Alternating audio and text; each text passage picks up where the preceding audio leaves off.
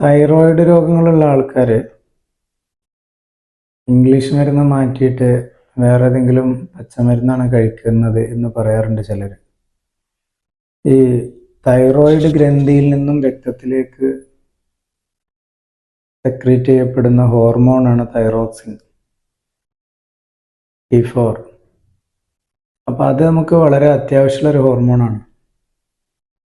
അതിൻ്റെ അളവ് രക്തത്തിൽ കുറയുമ്പോൾ ആവശ്യത്തിന് നമ്മുടെ തൈറോയ്ഡ് ഗ്രന്ഥി ഉൽപ്പാദിപ്പിക്കാതിരിക്കുമ്പോൾ കൃത്രിമമായി നിർമ്മിച്ച തൈറോക്സിൻ ഗുളിക രൂപത്തിൽ വെറും വയറ്റിൽ ഇങ്ങനെ സപ്ലൈ ചെയ്യുന്നതാണ് നമ്മുടെ ആധുനിക സയൻസിലെ ട്രീറ്റ്മെൻ്റ് ആയിട്ട് കൊടുക്കുന്നത്.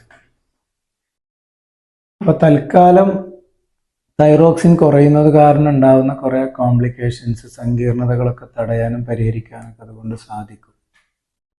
അതൊരു തൈറോയ്ഡ് ഗ്രന്ഥിയെ അതിൻ്റെ പ്രശ്നങ്ങൾ ശരിയാക്കാനുള്ള ചികിത്സയായിട്ടല്ല കാണേണ്ടത്. തൈറോക്സിൻ്റെ കുറവ് നിലവിലുണ്ട് എന്ന ആ സാഹചര്യം മാനേജ് ചെയ്യാൻ.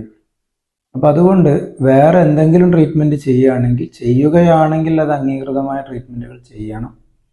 അതിൻ്റെ കൂടെ തന്നെ ഇത് പരിഹാരമാവുന്നത് വരെ തൽക്കാലം വലിയ വ്യത്യാസങ്ങളുള്ളവരും സങ്കീർണതകളുള്ളവരൊക്കെ ഈ തൈറോക്സിൻ കഴിക്കുന്നത് നിർത്താതിരിക്കുക. ഇത് തീരുമാനമായ ശേഷം വേണമെങ്കിൽ അളവ് കുറച്ച് കൊണ്ടുവരാം. അതിൽ രണ്ടാമതൊരു ഡോക്ടറുടെ നിർദ്ദേശപ്രകാരം അത് മോണിറ്റർ ചെയ്തുകൊണ്ട് ടെസ്റ്റ് ചെയ്ത് ഉറപ്പ് വരുത്തിയിട്ട് വേണം അളവൊക്കെ കുറക്കാൻ.